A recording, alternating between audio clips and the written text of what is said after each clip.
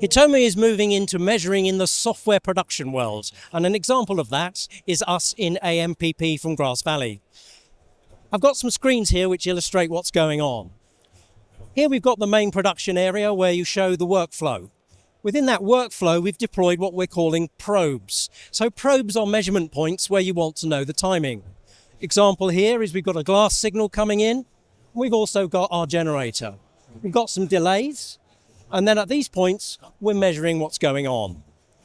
In the Hitomi page, we've got an overview, like a timing map almost. It shows you the flow, and you get a summary of the lip sync, the AV synchronization, but also the latency at that point. So in this example, the latency we put in is 1.1 seconds. That goes on to another block, and it's 1.2 seconds. You can see over here a slightly different latency delay.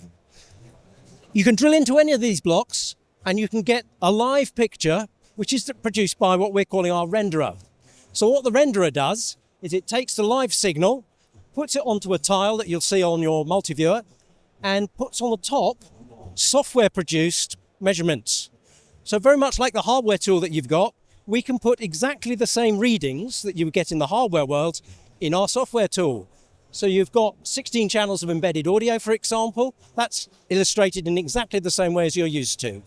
Also the latency figures, and you can check that the picture's live. So it's just the same as if you were working in a true gallery, but it's in the software world in AMPP.